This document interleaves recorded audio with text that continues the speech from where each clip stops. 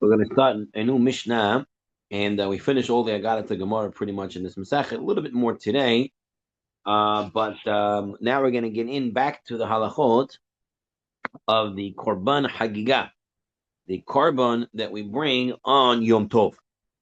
So we know that whenever you bring a korban behema shel yachid, you bring the korban behema belonging to one person, whether it's a chova, whether you're obligated to bring it, such as a chatas or an asham for a sin, or a nadava, such as a shlamim, ta'on smicha lifnei hakravato. You have to do smicha, except for the korban bechor and maaser pesach. You have to do smicha, as the pasuk says, "V'samach yado al rosh korbanos." Smicha is leaning on the animal with all your koach. Okay, if it is a asham or a chatat, something that you bring for a sin, then at the time that you're leaning on it, you're saying vidui.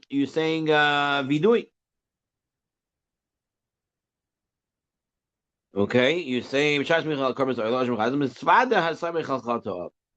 vidui on his sins, and says the Rambam that if it is a non chatat or Hashem, non-sin offering, then you would say divrei shevach la Hashem. You would say praise to Hashem. So you're bringing this korban shlomim on. You're bringing this korban shlomim on Yom Tov, okay, and the question is, do I do smicha or not? Why is it a question? Why is it a question? What's the problem with leaning my whole hands on my whole koach, push my whole koach onto my hands, push it onto the animal on Shabbat? Why is that a problem? The Chachamim made a gezeram of what's it called, of not riding an animal on Shabbat. Shimush b'valei chaim, to use an animal. What's the reason? Why don't you want to ride an animal on Shabbat? So the Marin Beya tells us that the tam iser rechiva hu mishim gzeira shema yichtoich anof mi'ilon kedei lahanig al yadoi es habehema. A person might be riding on an animal, and he wants to, direct the animal in which way to go. So he might need a stick to do it. So he will be going past the tree with the stick, and he'll take off a branch and use it as a stick, and he'll hit the animal, and it'll be toilesh, and he'll separate the malacha of kaitzer, and which are iser d'oraisa. Now, because they made exera to ride on an animal, because he might come to do an iser of kaitzer, iser of toilesh, the Chachamim said the gezerah is on any usage of the animal, even if there is no tree around, and so there's no issue of being toilish. Still, the gezerah exists. So any usage of the animal, even if it's not riding, becomes also by the gezerahs of the Chachamim and the gezerahs Rabbanon, and this is known in both Shabbat and Yom Tov as a shvut. Okay, a shvut. That the Chacham told you to rest from them and don't do them on Shabbat. That's what they called a shivut. Okay, so now you have the korban. The korban needs smicha. So can I do it on Shabbat or on Yom Tov? Our case is Yom Tov. Can I do it on Yom Tov? On Yom Tov, I cannot ride an animal. If I'm leaning down with all my strength, then I'm being mishamish. I'm using, right, shimush balechayim, which is also on Yom Tov. So the Maisa, it is a machloket, and we're going to see that there are 5 peers, 5 zugot of Tanaim that lived during the Zman of the Bayit Sheni, and in 5 generations, and they had a machloket about yes or no. So let's start off the Mishnah. Yosef ben Yoezer Omer, Shalol ismoch. No, person is not to do smicha because of this isur derabanan of the of leaning on an animal. Now, let's do the next, and then we're going to explain a little bit. You'll see Yosef ben Yochanan Omer lismoch. Yosef ben Yochanan says lismoch, to make smicha. So what are they arguing about?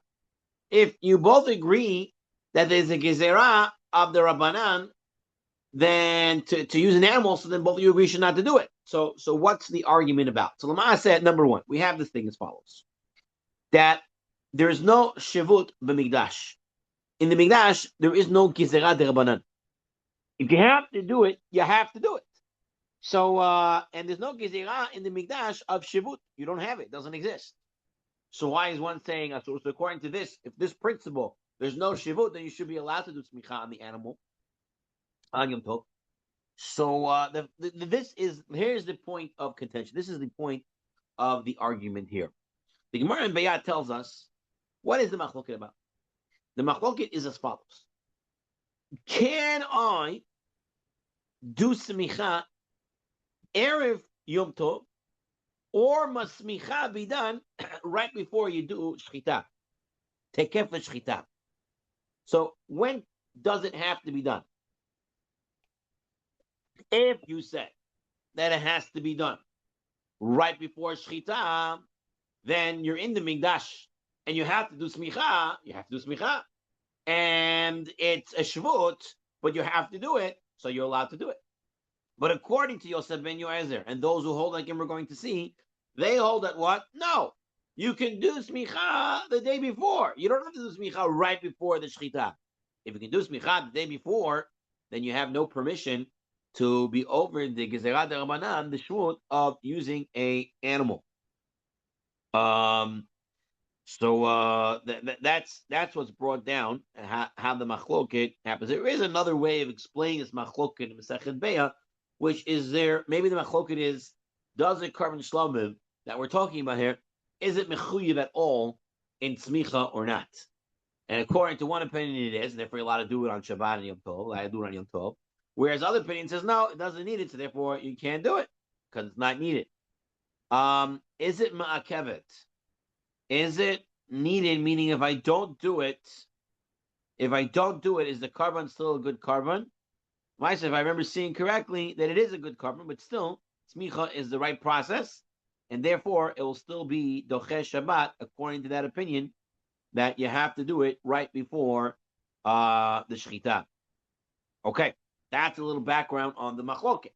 So now let's continue. Oh, before we move on, you can't even move on yet.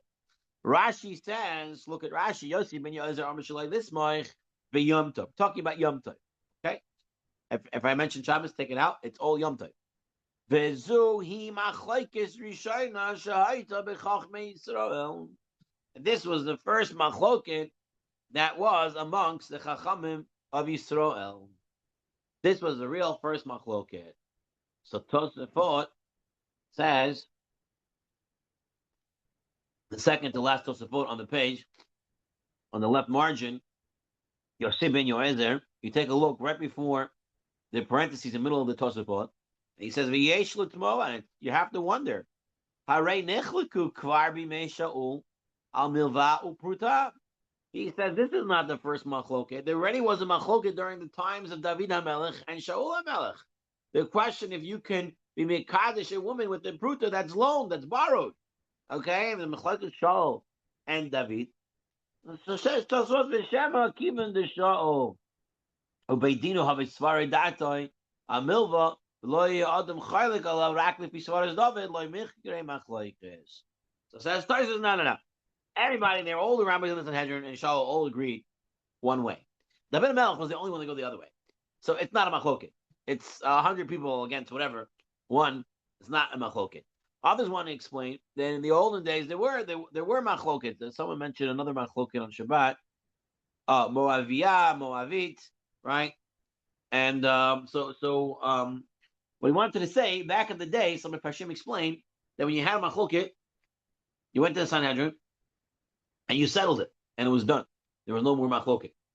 They settled the halacha right there. This halacha about smicha or not was a machloket that lasted for at least 5 generations. That's what it means. Is a machloket rishona b'chachmei Yisrael is that it was a machloket that lasted for more than one time period. It lasted for 5 generations. Someone in the shir asked, What do you mean? Right now they don't know how to do smicha? What happened beforehand? They all had smicha. They're all doing karbanis the whole time. So somebody wanted to answer that, this is talking about Bayit Sheni. The Bayit Sheni, yeah, they had a machloket. Bayit Rishon, they knew what to do, and then they forgot. So Bayit Sheni, they're a little confused of what to do. That's why they have this machloket. Okay, let's continue a little bit. So what happens here? What happens here? As follows. Yeshua ben Parchaya Omer Shlo Lismoch. The next pair. So Yeshua ben Parchaya says, don't do smicha. Nitai Harabeli Omer Lismoch. Nitai Harabeli says to do smicha. Yehuda ben Tabai Omer Shlo Lismoch. Yehuda ben Tabai says, don't do smicha. Shimon ben Shattach Omer Lismoch. Shattach says, do smicha. Shemaya Omer Lismoch. Avtalyan Omer Shlo Lismoch. Avtalyan says, don't do smicha. Hillel Menachem lo nichliku. Hillel and Menachem did not argue. Menachem was at the same time as Hillel, but he wasn't there for a long time. So the Mefarshim say either he agreed to Hillel or he wasn't around long enough to say what his point was, and so no one knows if he argued or not. And now Yotza Menachem, Menachem left. Nichnas Shammai, Shammai came in. Shammai Omer, Shammai said, Shaloi Lismoich, and Hillel Omer Lismoich, and Hillel would say to do smicha. Okay, says the Mishnah. Harishonim, every time you brought down a pair, you should know the Rishon, the first one mentioned, Nisi'im, he is the Nasi, he's the head of the Sanhedrin, he is the highest power of the Sanhedrin. Ushniim lahem, and the second one that's mentioned in each pair of Betin, he was the father of the Betin, he was second in command. So Nasi is first, and then Abedin is on his right, and he is second in the power of the Sanhedrin. And so in every list, that's what it is. The only question there is in the last one, it says Hillel Menachem, and then it says Shammai said Lismoch, Hillel Omer, Shammai said Lo Lismoch, and Hillel Omer Lismoch. Hillel, we all know, is the Nasi. So why does it say Shammai first? So in fact, there are some Gersot, including the Yerushalmi, that flip it around and say Hillel Omer Lismoch, Shammai Omer Lo Lismoch, in order to keep the parallel. And some say, no, it already said Hillel Umenachem. And we know Hillel was the Nasi, and he's mentioned first. And then you say Menachem left, and you brought down Shammai. So Shammai, you already know Hillel is the Nasi, and it just brings down his Shita afterwards, but it doesn't change the parameters. One quick other ha'ara. It says over here that Shemaiah of Avtalion were the Nisi'im and the Avbedin. The problem is they were told that they're Gerim. And we said, Shegerim Asurim Ladon. The Gerim are not allowed to be judges. This is a Gemara in Kiddushin. So they bring down from the Riva, Sheger Posel Ladon Raka Asher Yes Yishal Sheyudei Ladon. Ach Asher En Yisrael Sheyudei Ladon Enu Posel. Shema V'Talion Lo Haya B'Yisrael Chashav Kemotam. So that's true when you have a legitimate Jew who can be the judge, but there's no other judge, and the Gerim know how to be judges, and they're really good. No one's like them. They're obviously allowed to be. There's no one else to do it. Then it's not that it's pasul in the sense that they're not allowed to be a judge, but you want the judge to be of Jewish lineage. If he's not of Jewish lineage, but he's a great judge, right now he's Jewish, he's a ger, and there's no one like him, then he can also be the judge. One more idea. They bring down the Sefer Yuchasin. They say, really, Shammai and Avtalion were actually Jews. When it says they were the children of Gerim, B'nai Gerim, their fathers were Gerim. But their mothers were actually Jewesses. And if the mother is Jewish, then the child is completely Jewish. And therefore, they were kosher to be the Nasi and the Av Betin. Fine. That is the Mishnah. Let's now take a look at the Gemara. So the Gemara says, Rabanan, Shlosha, Mizugot, Tarishanim. Actually, I just want to mention one other thing before we move on. It's interesting to note that everybody's names here are just names in the Mishnah, right? It's Yosef ben Yoezer, Yoshua, Natai Harbeli, Yehuda ben Tabai, Shamaya, Avtalion, Hillel, Shammai, Menachem. There is no titles. Rabbi, Rabban, this, that. No big title from the beginning. Rav Shararia Gaon says, you should know, Gadol Mirav Rabbi. Greater, Rabbi is greater than Rav. Gadol Mirabi Rabban. Rabban is greater than Rabbi. Gadol Miraban Shaman. And the highest one is knowing that person just by his name. Right? Which Moshe? That Moshe. That's what we used to call Reb Moshe. Who is Reb Moshe? Moshe Feinstein. He's the greatest Posek Hadar, and everybody just called him Reb Moshe. There was no big titles, Posek, Gaon, this, that. He was known as Reb Moshe. Same thing with Reb Yaakov. Reb Yaakov Kamenetsky. He's known as Reb Yaakov. There was no Gaon, this, that. The name itself sometimes is greater than all the titles if he's known by his name as being so great. Anyway, that's just an interesting comment from Rav Shararia Gaon. Fine. Starts the Gemara. The first three that are mentioned in the first three pairs, they are the ones who say don't do smicha. And the last two, Shemaya and Hillel, they say to do smicha. Hayu nisiim. So the first in each group was nisiim, ushniim lahem, and the second one mentioned in each group, avod bedin. They were the av bedin. Divrei Rabbi Meir. These are the words of Rabbi Meir. So our Mishnah seems to be like Rabbi Meir. Chachamim omrim. The Chachamim say Yehuda ben Tabai. He was the Abedin. Shimon b'shetach nasi. That third peer is actually flipped according to the Chachamim. Yehuda ben Tabai, who's mentioned first, he's the Abedin. Shimon b'shetach, he is the Nasi. So Machloket Rabbi Meir and the Chachamim, and our Mishnah goes like Rabbi Meir. That who is the Nasi? Nasi is Yehuda ben Tabai. And Shimon b'shetach is the Abedin. But according to Chamim, it's flipped. So now we're going to have another Braita, and we're going to try to figure out from that Braita who is the Nasi and who was the Abedin. So let's see. Manatana laha de Tur Rabbanan. Who was the one who taught this Braita? Amar Rabbi Yehuda ben Tabai. Irei ben Hama. So here's a case over here. I'll explain a little bit outside, and then we'll look inside. The case is as follows. There was a court case that came in front of Yehuda ben Tabai.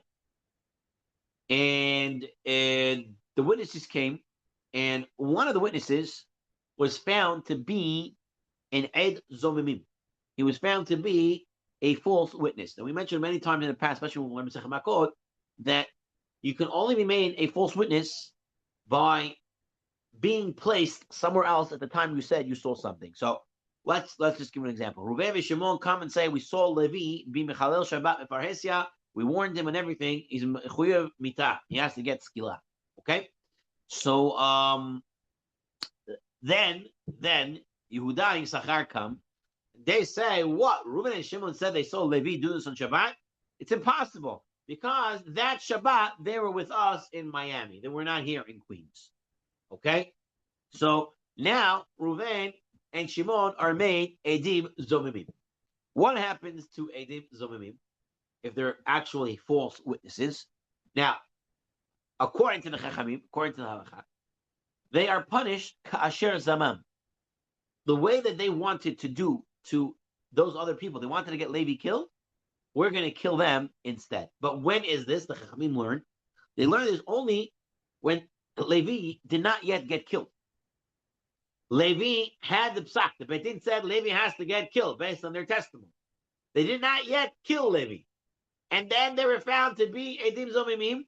Now we kill the Edim Zomimim, and we don't kill Levi. If they already killed Levi, then you're not going to kill the Edim Zomimim. You don't kill them, other punishment, but not getting killed by the Beit Din for what they said. That's the way the Chachamim learned it. There was a group known as Tzdukim. The Tzdukim, the Sadducees, they were basically reformists of their time. And they said, listen, Chachamim, you have all nice, interesting pshatim based on Tzdukim, but the Pasuk says, not like that. The Pasuk says that when someone takes a nefesh, you take away his nefesh. When he kills somebody, you kill him. So, when these witnesses cause that Levi's actually killed, then that's when you punish them and you kill them. And if they just did it and did not yet kill Levi, you don't kill them. So that's the machloket here. According to the Chamim, you only kill Reuben and Shimon if they were planning to do it and they didn't get yet to do it. Then you kill them because they try to kill Levi or anything, make the money, whatever other punishment that they wanted to do, they get. And if the lady already got punished, then you won't punish them with the way they try to punish him. And according to the Tzedukim, according to the Sadducees, no, only if he already got punished, then you punish them. Otherwise, not. Okay, so now what happened here? Guy came to a case of Shimon we're going to see Yehuda ben Tabai. They came a case, and Yehuda ben Tabai had one of the false witnesses made one of the two witnesses was made false, and he went ahead and he said, "Kill him." And he said, "I was doing it in order to show the Tzdukim that they're wrong." Because here he was planning to get them killed, and he didn't yet kill them. Ben didn't yet kill Levi, and he was trying to get Levi killed, and he didn't yet kill him. So I killed him to show the Tzdukim that the Chachamim are right, and it's only when you're planning and not actually when it happened. Okay? That's what he says. He's making a shua. He's making like a promise that I should not see to be consoled of the destruction of the first bite or the destruction of my children if they die. I should not be consoled. Im lo harakti ed zomem l'hotzim liban shel tzdukin.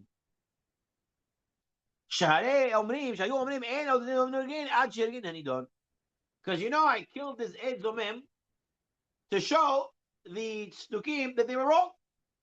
That you kill the guy only if he's planning and not if you actually killed the other guy. And that's what I did it for. And that's why I killed him. So I know I killed him right, and I have nothing to worry about.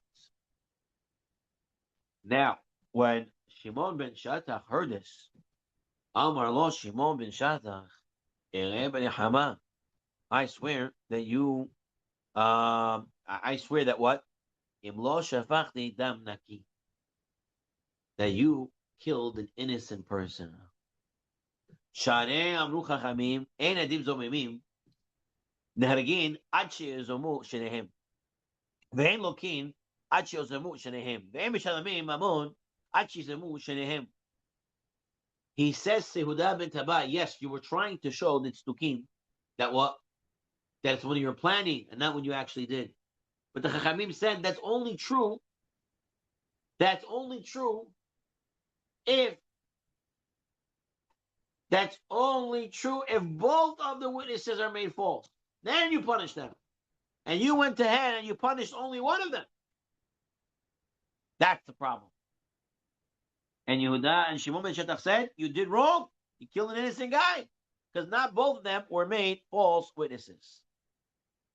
Now, a couple of comments here. Number one, we know that one second, I'm just losing my train of thought. Just give me 1 second. So we know that Yehuda ben Tabai was killing this person as an extra judicial process. Meaning he says, I'm only killing him to prove that Tzdukim wrong. So he was doing it as a harat sha'ah, a one-time thing. Chachamim, the Sanhedrin have a certain power to sometimes kill somebody in order to send the message across loud and clear. So that's why he's doing it. So why is he now getting all scared?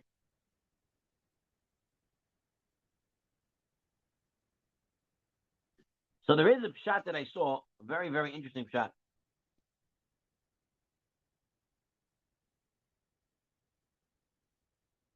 The Shimon ben Shatach is telling him, "Shmichat dam naki ki lo hotzat bekach milbam shel tzdokim. El adraba, asit kitzdokim. Sharei amu chachamim she'en edim zomim nohargim ad shizmu shenehem. V'lamdu zomima shechidushu shechashen nemer bepasuk ed hakavana l'shnei edim v'atzdokim en modim bazeh. אלא סוברים שאף עד אחד שהוזם נהרג, כמו שנאמר, ועשיתם לא. ואם כן, עשית כדבריהם. Wow. Listen to this one. Hidush. He says as follows. This is the Meshiv Nefesh. Menachem Meshiv Nefesh. This is what he says. That Shimon himself is telling Yehuda ben Tabai, you wanted to prove the Tzdukim wrong. Kasher Zamam, lo Kasher Asa. It was when they were planning, not when they actually did it. That's why you killed them. He says, but you fell right into the hands of the Tzdukim. Why? Tzdukim say, whenever it says in the Torah, Ed, witness, it means one witness. That's what Ed means. The Chamim have a drasha. And anytime it says the word Ed, it actually means Edim. It means two. And therefore we learn that Edim Zomimim have to be both of them false witnesses in order to kill them. But they hold you can make one a false witness. So when you kill that one guy who was made a false witness, you fell into their trap of saying Ed means one. The Chachamim say Ed means two. So you went like Tzdukim. And that's why whatever you did not work. Now, there is an interesting Tosafot on the page. Tosafot wants to say, 1 second, that there is a Gemara in Gittin and Chulin that says that even the behematan shel tzadikim, en HaKadosh Baruch Hu mevi takala al yadan. Tzadikim atzman lo kol sheken, meaning we have a saying that Hashem doesn't allow bad things to happen through tzadikim. So why did Hashem allow Yehuda ben Tabai to be able to kill this person? Usually, Hashem protects tzadikim from doing things that are inappropriate. So how did this happen? So huge chidush in the Tosafot. Tosafot says this is true only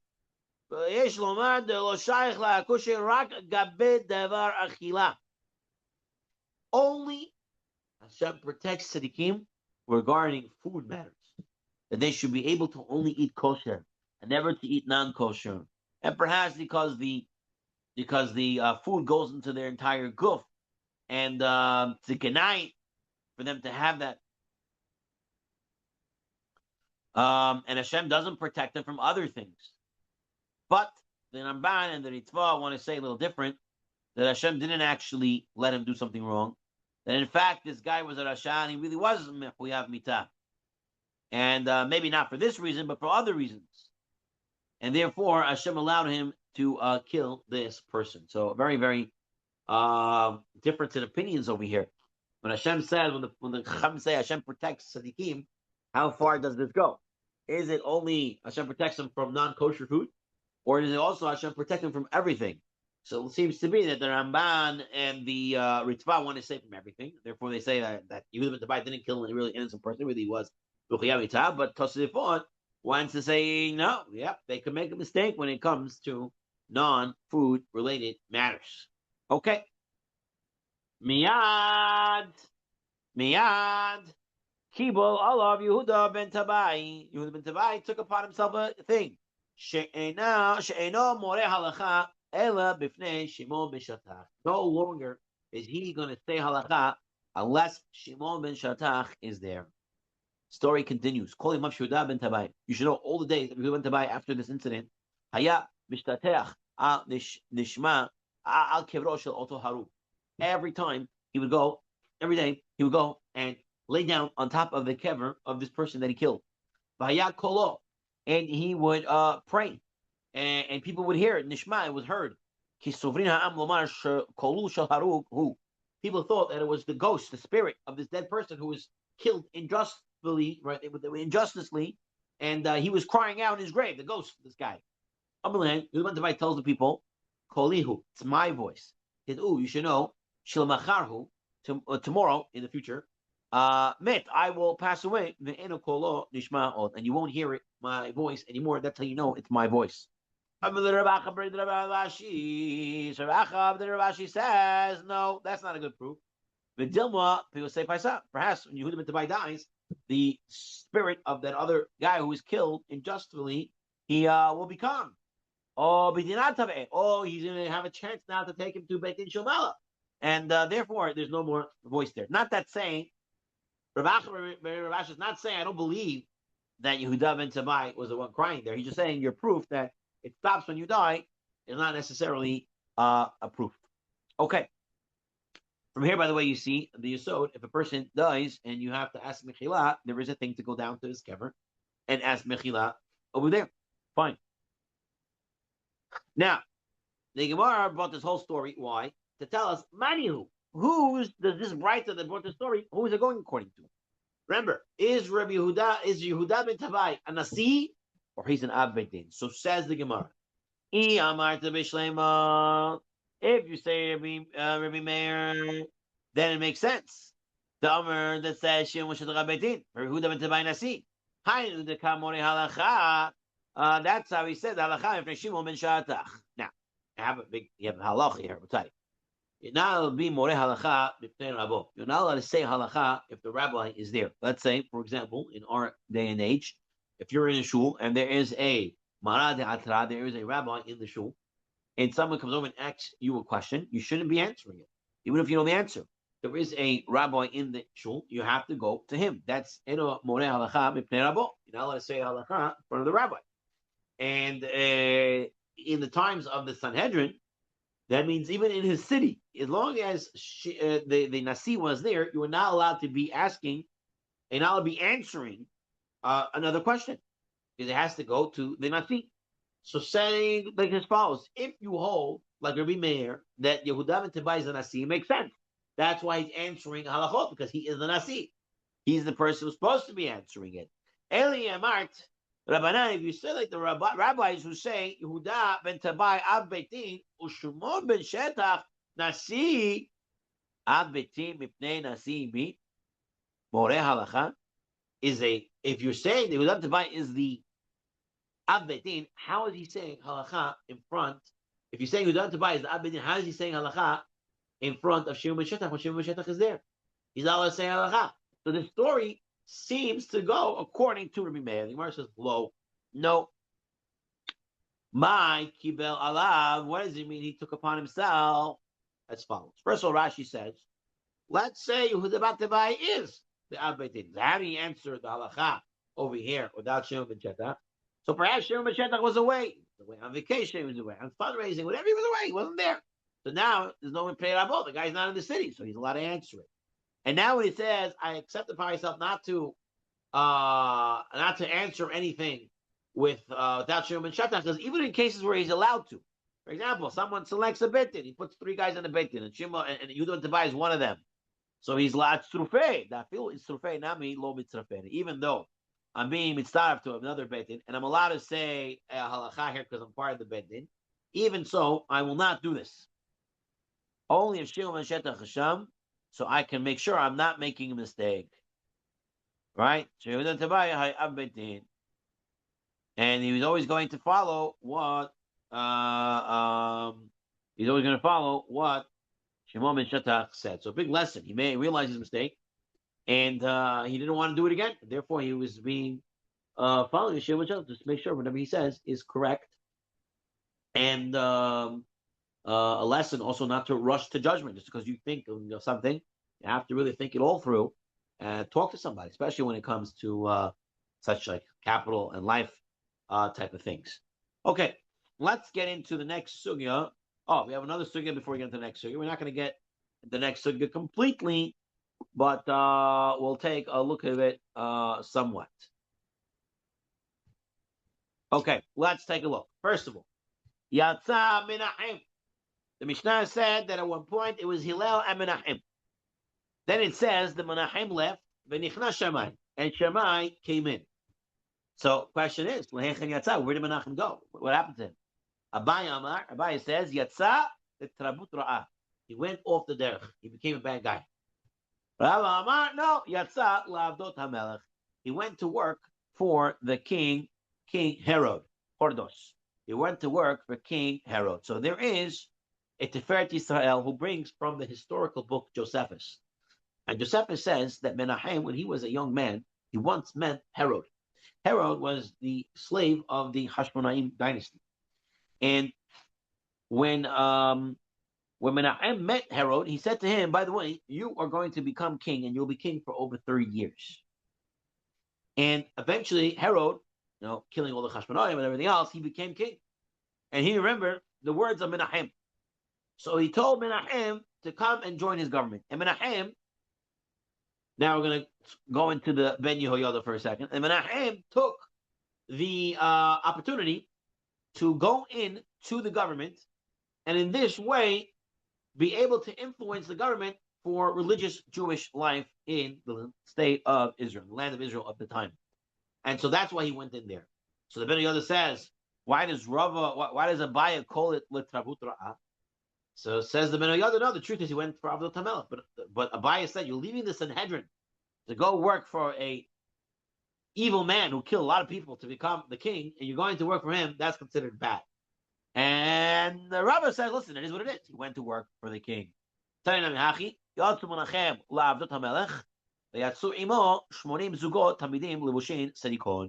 went with him 80 peers of Tamidim, so 160 Tamidei Chachamim, who went with Menachem to go and work in the government, to go fix it up for the Jewish people. And it was looked down upon a little bit by certain rabbis, such as Abaye. In fact, someone wanted to mention on Shabbat a comparison to the Megillah. We have in Mordechai is issue D. All right, everybody gives him respect. But at the end of the Megillah, it says, and most of the people liked Mordechai. What happened? Because Mordechai went from being a full member of the Sanhedrin, and he went and Shekasei and everything else, and he went and worked for Achashverosh, and he went to work for the government. And although it is important to have religious people in the government, it's still somewhat of a hamper on the person's religious level and what he has to deal with, the people he has to deal with. Although it's needed, it's not it's not like widely recommended. Everyone go do it. Obviously, the person has to do it, and he did the right thing. But at the same point, it's a little bit a little bit on the bad derech, and the person has to be careful with it. Everyone has to know that. Okay, let's get a little bit into the next question. Does it apply to every common Jew, or does it apply to specific person? Like Mordechai was not a simple, ordinary person. Right. So very good. I think it's both ways. I think especially if it's a big Talmid Chacham and he has to get involved in the government, obviously he's going to be a bigger effect on him, because he's not going to be able to do his daily Torah, Masim Tovim, and stuff like that. But the prime example is the Rambam. The Rambam was a huge guy and a dar, but he eventually became the doctor of the Sultan, and he even writes in his letters he doesn't have enough time to learn. He's busy all day with taking care of patients at the Sultan's palace, and when he gets home, there's a huge line waiting for him out there, and it takes a toll on his learning, on his life, and everything. But he had no choice but to do it, obviously. And not saying it's the wrong thing to do, but it is in the ideal world, it would not be the best thing to do, but it has to be done. As for other Jews who are not huge rabbis, going into government is a very dangerous thing. You're going to be surrounded by all sorts of politicians who have all sorts of disgusting traits and manners of backstabbing and all sorts of other things that they're involved with. And if a person is not strong enough to withstand their influences, it can actually influence them for the wrong thing. You have to be at a certain level to do it, and doing it is not a simple thing either. It might be a needed thing, but one day it won't be needed to be dealing with such evil people. So it's a double-edged sword. It's needed, but at the same time, you have to be very careful with it. Okay. Let's get into the next sugya shtickle, and then we'll stop in the middle, and then next week we will reapproach it and look at it as one unit. Just because we started on Shabbat, I want to get in here a little bit also as well. Don't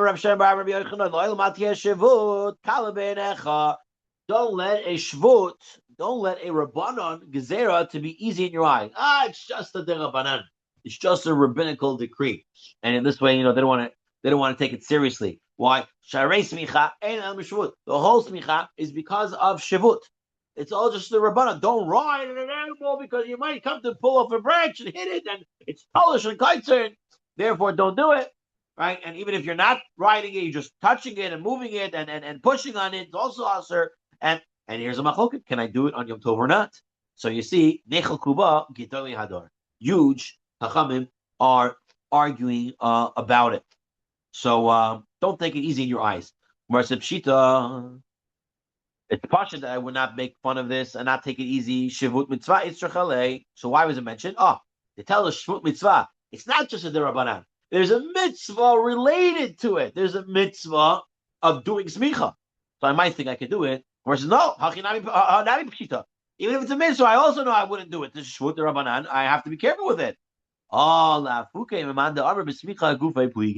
It's coming to take away that opinion. You might have thought this machloket, do smicha, don't do smicha, is based on the other understanding of Masechet Beya, that the machloket is, does this carbon need smicha at all? That's what they're arguing. So one says no, one says yes. He says, no. That's not the machloket. The machloket is, you need smicha. We're not arguing if you need smicha. Everyone says you need smicha. And the machloket is, can I be doche the gezerah of the Rabbanan? So according to the opinion that it has to be done right away, then you have to do it because you have no case, you have no choice, and you have to do the mitzvah. So therefore you do smicha. But according to the opinion that it can be done earlier, so then you have to do it earlier because it's a shvut and you don't take it lightly, and therefore do the smicha prior to Yom Tov. Amar Rabbi Bar Chama, Shema Minah. You learn from here. You learn from him that you have to do smicha, and smicha is considered shimush of of using a balei chayim. You learn from here. We're dealing where you push down entirely on the animal with all your power. If you would say you just have to touch it, you don't have to do it with all your koach, what would you be doing? And then you could be doing smicha, lismoch. Then you'll be able to do smoch. What is he saying here as follows? He's saying, don't think smicha is just putting your hands on the animal. You actually have to lead with all your koach. So it's as if you're using the animal. And that's why it is a sort to do it. Because otherwise, you're just putting your hands on it. I'm not doing anything wrong. I put my hands on an animal, right? I can put my hands on an animal. So I put my hands on an animal. Let it be done. No, it must be that smicha is done with all your koach, and therefore it's considered using the animal. Okay, we're just going to start this, and then we'll stop it over here. And next week we'll pick up again. Meitvei, they asked the question. It says, Daber B'nai Yisrael, to speak to the children, B'nai Yisrael. Now, sometimes B'nai Yisrael means men and women. In the Serb Sukkim, Chum say, no, it means only the men.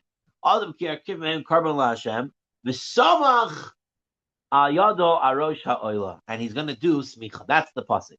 So says the Tanei Kama, the first opinion, B'nai Yisrael Saimchen, v'ein B'not Yisrael Somchot. Who does it? The pushing on the animal, the men, and not the woman. Rabbi Yossi v'Rabbi Shimon v'Oimrim B'not Yisrael Simachot Reshut. That the woman could do smicha, they have reshut to do it. So based on this are going to be questions, but I just wanted to end off with this idea that we ended off in the other shir. What does it mean, reshut, that the women have the permission to do smicha? So there are different opinions. According to some, the Ravad says that this means that the woman who does the mitzvah, she's actually doing the mitzvah completely. Okay? She has reshut to do it. So here's the question. According to the opinion that you can do smicha on Yom Tov, because you have no choice, you have to do it, right? Can a woman do it? Meaning she doesn't have a real chiyuv to do it. She is a reshut. Can she still do it? So the Ravad says when she does the mitzvah, even though it's a reshut, it's considered a complete mitzvah, and she'll be able to do it also on Yom Tov. Tosafot says, no. What it means, reshut, it means she has permission to do it, and not that it becomes a full mitzvah.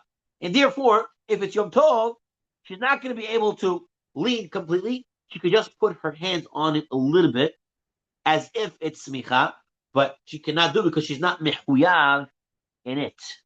Okay? And then you have the Tanakama who says she cannot do it at all. So you have Tanakama says a woman cannot do it at all. They want to maybe say it's a Baal Tosif, doing an extra mitzvah, which is hard to understand because Baal Tosif is adding a fifth parchment to the tefillin, adding a fifth min to the lulav, not if someone who's not mechuyev in a mitzvah to do it, but that's what they want to say. Tanakama says it's asur for the woman to do it. They can't do it. The B The B Yosi and the B Shimon say they could do it. But what does it mean? Could, according to the Ravad, they can do it completely, and it's considered completely a mitzvah. According to Tosfot, they only can do it somewhat, and not a real way because they're not really mechuyev in it. And now comes the question: Le'inyan beracha. What about doing the beracha? The Tosfot on the page says, he brings from the Ri, that Noshim who do the mitzvot, and they make a bracha, you don't have to protest against them. Even though they're potter, it's not considered bracha levatala. And that's what the Tosfot says. The Rambam, on the other hand, says, he says, no. If they are not mechuyav in the mitzvah, they cannot say the bracha. This in turn becomes a machloket Shulchan Aruch and the Ramah. Shulchan Aruch and the Ramah say as follows. Shulchan Aruch says like the Rambam, that what if the woman is not mechuyev in the mitzvah? She's not mechuyev in sitting in the sukkah. She's not mechuyev in taking a lulav. She's not mechuyev in blowing the shofar. And any mitzvah man grama, she cannot say the bracha. Therefore, the woman does not say the shem sukkah, not say anitla ulav, and therefore the woman does not say the bracha, or it's said for her to hear the shofar. Let's go call shofar to hear the shofar also because it's mitzvah man grama. You're not allowed to say it. And the Milagaon says the reason is because you're saying Asher Kishanim Tzivanu, and you were commanded, but they weren't commanded. Therefore, they cannot say that beracha. On the other hand, the Ramah brings the Tosafot, who brings the Ri, and he says no, the woman can say the beracha, and therefore they're allowed to say. Therefore, Ashkenazic women do say the beracha, Hashem Sukkah, the Tilat Lulav, Kol B'Kol Shofar. All these mitzvahs man grama, they say the beracha based on this Tosafot, based on this Ri. And what do they do by Asher Kedishanu V'Tzivanu? Right? That's what the Rambam and the Gra say. As the Gra says, explain the Rambam Shulchan Aruch. So what do they do with that V'Tzivanu? So they want to say V'Tzivanu doesn't mean me myself is obligated. It means Klal Yisrael in general are obligated. The Klal Yisrael has an obligation. The men have an obligation. So I'm saying the bracha that we are obligated as a general society and not as an individual having that obligation. So that is the famous machloket of saying the bracha on Mishrosh's Mangrama that can be taken out of this Gemara, this Tosafot that's brought over here. Is how do you see Rishut? Which is, by the way, a very interesting Tosafot, because Tosafot is saying two things here. He's saying, number one, he's saying that the woman can do smicha Rishut, but they can't really do smicha on Yom Tov because it's only a Rishut. They cannot really do the whole thing. So then he's not really looking at it as a full mitzvah. But at the same time, he's saying they could say the bracha. It's not considered a bracha levatala. So he has somewhat of a in-between opinion here, because the Ravad would say it's a complete mitzvah. So it's a complete mitzvah. You could definitely do the bracha. And the Tanakama, if you go with the Tanakama, the Tanakama says no, it's not a complete mitzvah at all. So therefore, of course, they cannot say bracha. As for the Rambam, he would say it is a mitzvah, but it's a reshut type of mitzvah, like the Tosfot learned. And therefore, if it's not a complete commandment, they cannot make the beracha. Chacham Ovadia says the woman should not make the beracha. Many will come and say, I remember in Bukhara, and in Samarkand, and in Morocco, and stuff like that, that the woman did say the bracha on the lulav. So what do you do? So in fact, there are Sephardic achronim, such as the Chida and others that said, like the Or L'Tzion, that said that the woman can say the bracha and holding like this Tosafot, and holding like the opinion that Tzivado means a general. And there are some Sephardic women that do this. But they should all be trained that to follow Chamavadia Psak, which is based on Shulchan Aruch, which is based on the Rambam, and they should not say the bracha. And if you hear a woman doing the bracha, you do not have to protest. They have what to rely on, but they should be educated in a nice and peaceful way that halacha actually is better if they do not say the bracha on a mitzvah shizman drama. Okay, we'll end it here. Pick up next time.